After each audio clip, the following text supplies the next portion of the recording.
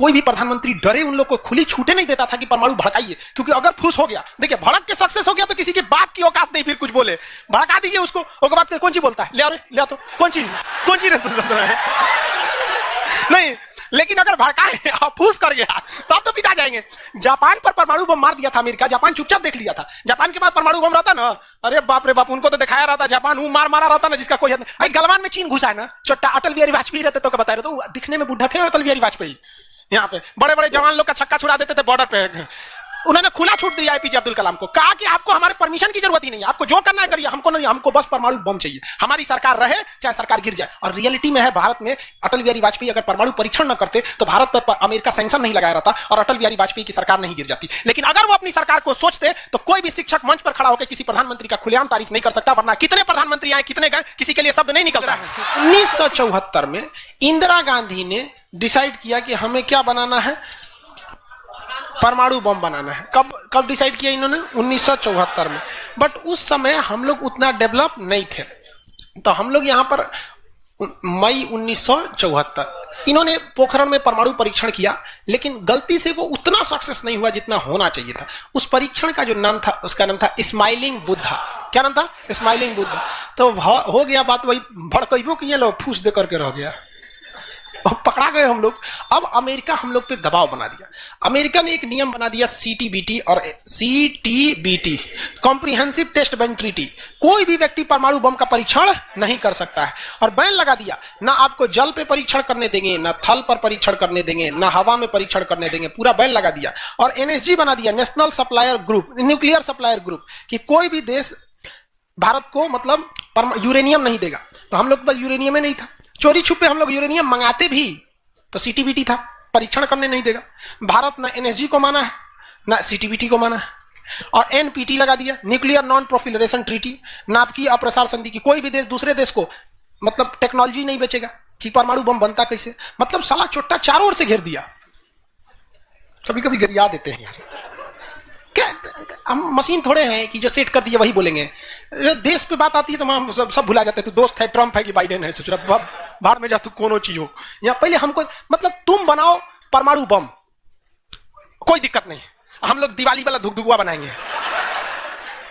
मतलब एनपीटी क्या कहता है, न्यूक्लियर नॉन प्रोफिलरेशन ट्रीटी, नाभिकीय अप्रसार संधि, कि कोई देश दूसरे देश को परमाणु टेक्नोलॉजी नहीं देगा। एनएसजी, कोई देश मतलब बिना परमिशन, एनएसजी के बिना मीटिंग के मतलब यूरेनियम सप्लाई नहीं करेगा, और यूरेनियम उसी को सप्लाई करेगा जिसने सीटीबीटी पर साइन किया कि हम परमाणु बम का परीक्षण नहीं करेंगे। जी भाई साहब, परीक्षण माने बम बना के क्या कर लेंगे, मान के चलिए हमारे पास टेक्नोलॉजी आ गया, ठीक है, और एनएसजी से हम सप्लाई करके यूरेनियम भी ले लिए, एनपीटी कहता है बम में परीक्षण नहीं करने देंगे। तो भाई बना के रखने से थोड़े होता है, एक बार पटके उठके तब ना समझ में आएगा काम कर रहा है कि नहीं। पता चला बना के रख लिया, युद्ध में पटके तो धुआं दे के रह गया। तो एक बार परीक्षण मतलब चारों ओर से हम लोग को घेर दिया था। अब भारत वाले वैज्ञानिक भी तो मतलब है सब उसी हिसाब के ना। भारत वाले ने कहा कि एक काम कीजिए, एक समझ में नहीं आ रहा है, अमेरिका से कहिए तू हमारे यहाँ परमाणु बिजली घर लगाओ। तो इंदिरा गांधी थी ना, अमेरिका को फुसला दी, कहीं देखिए ना गुजरात में हमारा तारापुर जगह है, वहां परमाणु बिजली घर लगाना है, उसमें बिजली बनेगा, लाइट बत्ती जलेगा, आप बिजली घर लगाइए। सुने हैं कि 300 करोड़ का खर्चा आता है, जबकि 200 करोड़ का खर्चा आता था। तो अमेरिका लपलपा गया कि अरे दादा बिना मोलाई तो रेट बढ़ा दी है। अजब हाल है भाई, महिला मोलाई ना करे, ऐसा हो सकता है? महिला को कोनो सामान फ्री में कहेंगे तो कहेगी 2 गो दे दो।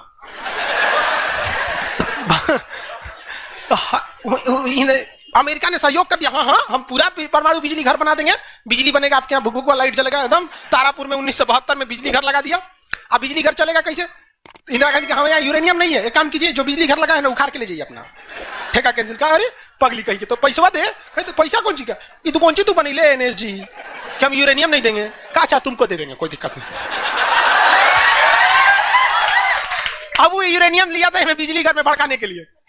अरे भैया तू ले आओ ना, हम लोग ने डिसाइड करेंगे इसको भड़काना किधर है।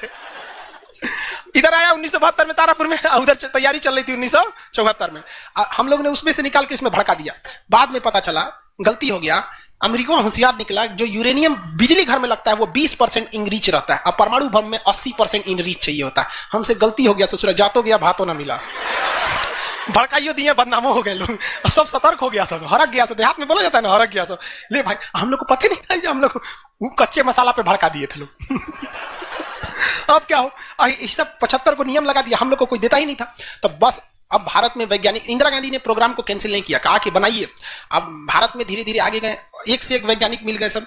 उसमें एक चिदम्बरम थे, बहुत मशहूर वैज्ञानिक, और उसके बाद मिल गए हमारे एपीजे अब्दुल कलाम, सोने पे सुहागा। इन्होंने परमाणु बम बनाने की पूरी तैयारी कर ली। अब तब तक लेकिन कोई भी प्रधानमंत्री डरे उन लोग को खुली छूटे नहीं देता था कि परमाणु भड़काइए, क्योंकि अगर फूस हो गया, देखिए भड़क के सक्सेस हो गया तो किसी के बाप की औकात नहीं फिर कुछ बोले, भड़का दीजिए उसको, उसके बाद कौन सी बोलता है, ले तो कौन चीज है नहीं, लेकिन अगर भड़काए और फूस कर गया तब तो पिटा जाएंगे। जापान पर परमाणु बम मार दिया था अमेरिका, जापान चुपचाप देख लिया था। जापान के पास परमाणु बम रहता ना, अरे बाप रे बाप, उनको तो दिखाया रहता, जापान मारा रहता ना, जिसका कोई मजबूरी हो गई थी। तो भारत के सामने यही रास्ता था कि भैया अगर भड़का दिए और अगर सक्सेस नहीं हुआ तो इस बार माफी मिलने वाला नहीं है, क्योंकि 1974 में एक बार माफ कर दिया था। लेकिन अटल बिहारी वाजपेयी का जब नेतृत्व आया प्रधानमंत्री का, तो अटल बिहारी वाजपेयी ने कह दिया था भैया कुछ भी हो जाए, कुछ भी हो जाए, हमारा देश रहना चाहिए। आज के नेता रियलिटी बताते हैं। अटल, हम और आप उस पीढ़ी में से हैं जिन्होंने एक साथ दो महापुरुष को अपने देश में देखा, राष्ट्रपति के रूप में एपीजे अब्दुल कलाम और प्रधानमंत्री के रूप में अटल बिहारी वाजपेयी। और यह सौभाग्य पृथ्वी पर अब किसी को नहीं मिलने वाला है, क्योंकि ये ऐसे लोग थे जिनका अपना परिवार बाल बच्चा कुछ नहीं, देश ही समझा मतलब देश है, मतलब देश है यहाँ पे, और कुछ नहीं। यहाँ पे गलवान में चीन घुसा है ना, छोटा अटल बिहारी वाजपेयी रहते तो बता रहे, तो दिखने में बुढ़ा थे अटल बिहारी वाजपेयी। यहाँ पे बड़े बड़े जवान लोग का छक्का छुड़ा देते थे बॉर्डर पे। उन्होंने खुला छूट दिया एपीजे अब्दुल कलाम को, कहा कि आपको हमारे परमिशन की जरूरत ही नहीं है, आपको जो करना है करिए, हमको नहीं, हमको बस परमाणु बम चाहिए, हमारी सरकार रहे चाहे सरकार गिर जाए। और रियलिटी में है, भारत में अटल बिहारी वाजपेयी अगर परमाणु परीक्षण न करते तो भारत पर अमेरिका सैंक्शन नहीं लगाया रहता और अटल बिहारी वाजपेयी की सरकार नहीं गिर जाती। लेकिन अगर वो अपनी सरकार को सोचते तो कोई भी शिक्षक मंच पर खड़ा होकर किसी प्रधानमंत्री का खुलेआम तारीफ नहीं कर सकता, वरना कितने प्रधानमंत्री आए कितने गए किसी के लिए शब्द नहीं निकलता है। तो इतिहास हमेशा याद रखिएगा, आपको न्यौछावर करना पड़ेगा। यहाँ पर ऐसे चमचागिरी करने से किसी का नाम लेता है आदमी, लेकिन विरोधी भी जिनका नाम लेते हैं ऐसे महापुरुष थे अटल बिहारी वाजपेयी, एपीजे अब्दुल कलाम। कोई है जो गिर जाएगा? हाँ, उसे अपने बेचारा शर्मा जाएगा, किसको बोले। उन्होंने खुला छूट दिया और कहा कि जो करना है करिए। एपीजे अब्दुल कलाम कहे ठीक है, लेकिन अमेरिका को पता चल गया कि सोचा एपीजे अब्दुल कलाम चल गया हमारा, ये पक्का सफल कर देगा, तो उसने उसके ऊपर ना सैटेलाइट छोड़ दिया। अमेरिका से सैटेलाइट छोड़ा और भारत के ऊपर निगरानी करने के लिए।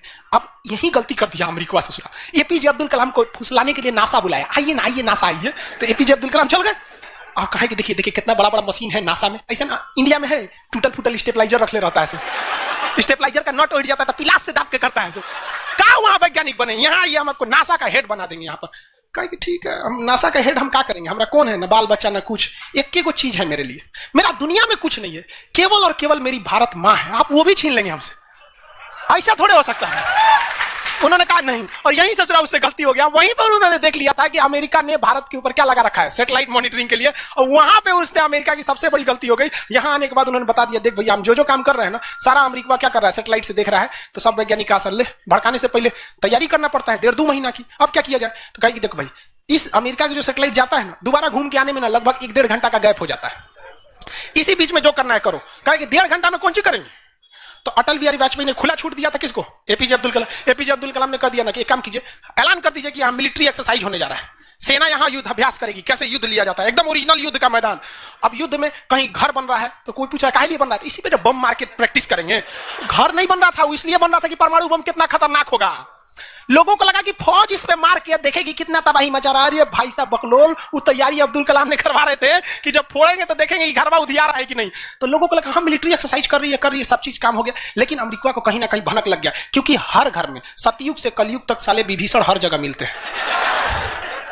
भारत में कोनो जाके कह दिया वहां पर तो भनक लग गया। तो अमेरिका ने उस सैटेलाइट की टाइमिंग घटा दी। अब जो घंटों का गैप रहता था वो चंद मिनटों का गैप रह गया, 20-20 मिनट का गैप रहता था। लेकिन इन लोगों ने अपना काम निपटा के रख दिया था। लेकिन समस्या ये थी ना कि सब चीज तो बन के रेडी हो गया, हर चीज रेडी हो गया, लेकिन अगर परमाणु बम फोड़े और फूस करके रह गया, तो समस्या यही थी। भड़क गया तो टेंशन ही नहीं था। तब क्या किया गया, सैटेलाइट हुआ तो रहेगा। तो अटल बिहारी वाजपेयी का पूरा छूट था, एपीजे अब्दुल कलाम को इनको टेंशन ही नहीं था। उन्होंने कह दिया अटल बिहारी वाजपेयी से कि काम करते हैं हम अब आ गया, हम मई में इसका बम फोड़ देंगे कोनो दिन में, 9 तारीख चाहे 11 तारीख कोनो दिन हम फोड़ देंगे। तो कहें कि भाई आपको जो करना है करिए ना, हमको मत बताइए, हमको बस परमाणु बम चाहिए, बाकी अमेरिका कौन सी करेगा हम देख लेंगे यहाँ पर। तो अटल बिहारी वाजपेयी से खुला छूट मिल गया। अब इन्होंने 9 मई 1998 डेट क्या कर दिया, डिसाइड कर 2 दिन किया था, एक 9 मई को भी, फिर 11 मई को। पहले 11 मई 1998, शक्ति 98 कोड नाम था। जैसे अमेरिका का सैटेलाइट गुजरा, पूरी तरह से कैलकुलेशन हो गया था कि कैसे कैसे होने वाला। अमेरिका का सैटेलाइट जैसे गुजरा, तुरंत यहां पे भारत का परमाणु बम को ब्लास्ट किया गया। और जैसे ब्लास्ट हुआ तो जो मिलिट्री एक्सरसाइज कर रही थी उसको तो भेज दिया गया था 2 दिन पहले ही। जो बिल्डिंग विल्डिंग बनाई थी वो खाली पड़ा था, धाए दे गायब हो गया बिल्डिंग, पूरा धुआं धुआं हो गया, पूरा भयानक।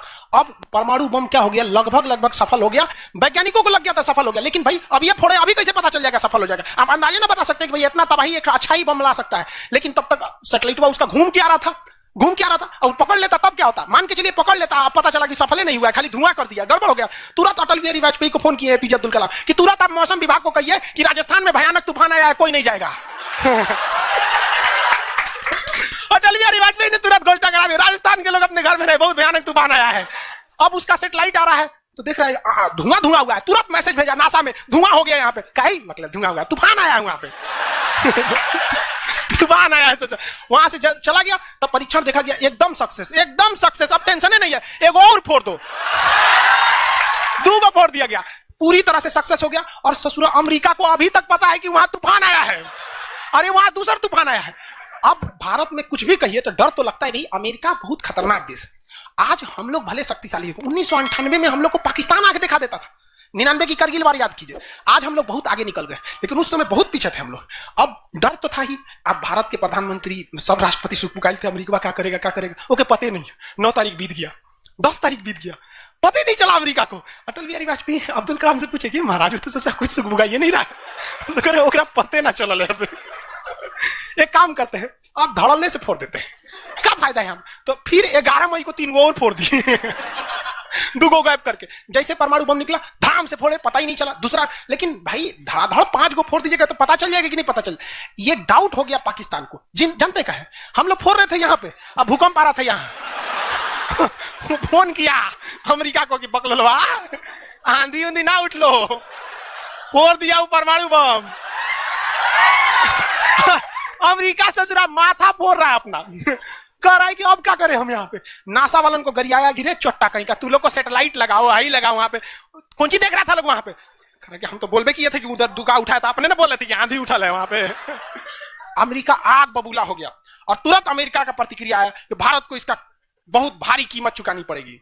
तो भाई जिसकी कीमत भारी ना हो उसे चुकाने में मजा क्या है? और अमेरिका ने खुलेआम भारत को ललकार दिया कि अमेरिका कभी भी इस बात को स्वीकार नहीं करेगा कि भारत एक परमाणु संपन्न देश है। भारत को कभी भी अमेरिका इस बात की मान्यता नहीं देगा। अटल बिहारी वाजपेयी ने भी कॉन्फ्रेंस तुरंत मीडिया के सामने आए और कहे कि जो चीज हमारे पास है उसके लिए हमें किसी के प्रमाण की कोई आवश्यकता नहीं है। और जिस देश को यह लगता है कि हमारे पास परमाणु बम नहीं है या जिन देश को हम पर शक है वो आ जाना युद्ध के मैदान में, बताएंगे है कि नहीं। अब पूरी तरह तबाह हो गया यहाँ पे। अब अमेरिका माथा पीटते रह गया। अमेरिका ने आदेश दिया अपनी सेना को कि तैयार रहो। अटल बिहारी वाजपेयी ने आदेश दिया अब्दुल कलाम को कि जो बम बनाए हैं ना 2-4 गो फोटोकॉपी उसका रेडी रखिए। फोटोकॉपी मतलब उसका बना के रेडी रखिए, क्योंकि सेना की लड़ाई में भाई आर्मी टू आर्मी बहुत दिक्कत हो जाएगा। एडवांस है वो बहुत। आज के वक्त में भी हमारा हथियार वहीं से खरीद के आता। भारत ने भी डिसाइड कर लिया कि जो होगा आपकी परमाणु बम से होगा। अमेरिका भी डर गया कि ना भाई इससे लड़ना ठीक नहीं है। पाकिस्तान वो बम बना के रख ले था, डरे नहीं फोड़ रहा था। 1 हफ्ता तक देखा कि भारत को क्या हो रहा है, देखा कि कुछ नहीं हुआ, इहो चुप पे फोड़ दिया। अमेरिका एकदम ककुआ गया, एकदम कह रे चट्टा कहीं का तू क्या फोड़ा रे? तो पाकिस्तान में झाड़ दिया अमेरिका को कि हमरे बोलेंगे कमजोर जान के, फोड़ ले आपके आप बाई तो एक नहीं बोलेंगे यहाँ पे, हम कमजोर हैं तो हमरा बोल देंगे। एक काम कीजिए आप भारत को जो सजा दीजिएगा हम भी वही सजा काट लेंगे। सोचो हमरे पे खेल गया। हम ही लोग पे खेल गया पाकिस्तान। अब भाई अमेरिका टेंशन में आ गया। अमेरिका ने भारत पर एम्बार्गो और प्रतिबंध लगा दिया। जैसे अभी सऊदी अरब पर प्रतिबंध लगा दिया, कल के वीडियो में बताए थे, सऊदी अरब का डस्टबिन बना दिया वहां के। तो वहां पर अमेरिका ने भारत पर प्रतिबंध लगा दिया। कोई देश भारत से सामान नहीं खरीदेगा। जो चीज जरूरत की थी सब चीज पर बैन लगा दिया। भारत की अर्थव्यवस्था डूब गई, पाकिस्तान की भी अर्थव्यवस्था डूब गई, लेकिन भारत को बचा लिया भारत के 55 लाख कुशल कारीगर जो विदेशों में काम करते हैं। आप प्रतिबंध लगाइएगा भी तो पूरी दुनिया का कारखाने ठप हो जाएंगे, क्योंकि हर जगह भारत के वहां वर्कर काम करते हैं। और अमेरिका या सीबीएसई वाले जो वर्कर होते हैं वो स्पेशलिस्ट होते हैं। पेंट मारता है तो पेंटे मारेगा। भारत का मिस्त्री मल्टी टैलेंटेड होता है। पेंट मार रहा है उसको काटी ठोक दो तो बिजली वाला काम कर देते, हाँ तार और खींच देते हैं। मल्टी टैलेंटेड होता है और काम भी बहुत ज्यादा करता है। काम हम जब 5 बजे कर देगा तो आदमी अच्छा बोरा नीचे उतार दो, तो ये सब बड़ी काम कर देता है। मेहनती होता है सर, कोई दिक्कत नहीं है उन सब में। खाना नहीं भी है तो कोई दिक्कत नहीं, निकालेगा जो खाई नहीं है चालू।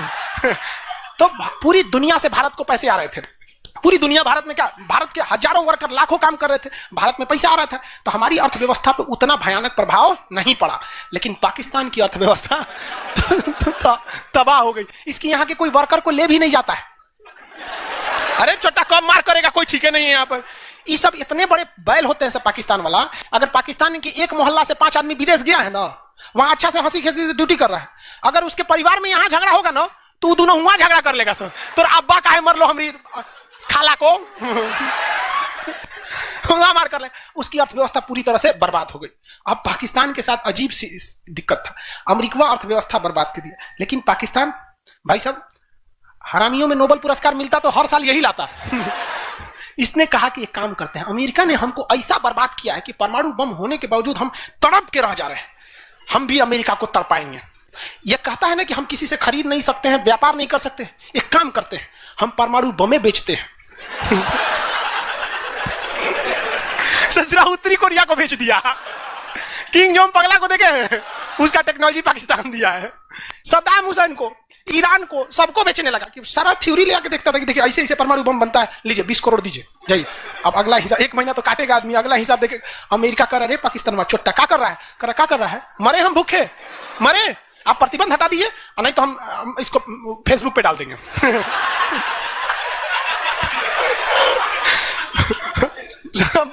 अमेरिका पगला गया, अमेरिका प्रतिबंध हटाया। इस बार फायदा उठा लिया भारत, कहा ओकरा हटाया तो हमरो प्रतिबंध हटाओ। समझ आ गया? तो गलती से भी अगर हम लोग जब भी एक दूसरे का अंतरराष्ट्रीय मंच पर साथ दिए हैं ना, तो दोनों को फायदा हुआ है। लेकिन ये चुट्टा उसको समझ में नहीं आता है। अभी भी अगर वो शांति से रहेगा ना तो बहुत आगे जाएगा, और अशांति से रहेगा तो एकदम में आगे चल जाएगा। परमाणु परीक्षण समझ आ गया? किसी को कोई दिक्कत कहां होता है? पोखरण में। आज भारत परमाणु संपन्न है या नहीं है? प्रमाण की आवश्यकता है नहीं। अब अमेरिका में केस कर दिया भारत पर, कहा कि आपने न्यूक्लियर प्रसार संधि तोड़ा है। भारत ने कहा हम नहीं तोड़े, हमने किसी से संधि मंगाया ही नहीं है, हमारे खुद के वैज्ञानिकों ने खुद बनाया है। और ये बात खूब एपीजे अब्दुल कलाम ने बोला था। कौन सी बोलता है चुराए हम बनी ले, बताएं कैसे बनता है। कहा कि अच्छा ठीक है, ये नहीं है, लेकिन आपने यूरेनियम तो चोरी से मंगाया। कहा चुप, चट्टा कहीं का चोरी से मंगाया, हमारे केरल में यूरेनियम निकलता है, जादू गोड़ा की खान झारखंड से निकलता है, उसी से हम बनाए, हम किसी से भीख नहीं मांगे हैं, हम हिंदुस्तानी हैं लोग, यहाँ पे भीख में तो हमें कुछ भी नहीं चाहिए। तो एनएसजी कहा कि अभी तब कहा अब कौन सी पे मुकदमा ठोके, तब इस पे ठोक दिया भारत पे। आपने परमाणु परीक्षण किया क्यों है? भारत ने ये मुकदमा जीत लिया। जानते हैं कैसे? कहा कि कैसे, हमने तो कोई नियम नहीं तोड़े। सीटीबीटी कहता है आप पानी में नहीं फोड़ सकते हैं, जमीन पे नहीं फोड़ सकते हैं, हवा में नहीं फोड़ सकते, हम जमीन के अंदर फोड़े हैं। भारत ने कहा फोड़ा था? जमीन के अंदर। तो भारत को उस समय हर चीज साथ दिया था, बुद्धि, विवेक, बल, शक्ति सब रहना चाहिए, तब आप जीत सकते हैं। ऐसा नहीं कि परमाणु बम ले लेने से आपको जीत जाएंगे। कब कैसा सिचुएशन था, आंधी आया है, परमाणु बम फूट गया, तो हर चीज बहुत कांड हुआ यहाँ पे। बाद में अमेरिका को समझ में आ गया कि नहीं हो सकता है, अब भारत को नांग नहीं सकते। वो गया जमाना जब हमारे ऊपर किसी का शासन हुआ करता था। आज भी भारत में बस जाति पात खत्म हो जाए, ऊंच नीच पे लड़ना खत्म हो जाए, और Congress BJP high party how party मतलब नेतागिरी खत्म हो जाए, तो सोचिए ना हमारे पास कमी की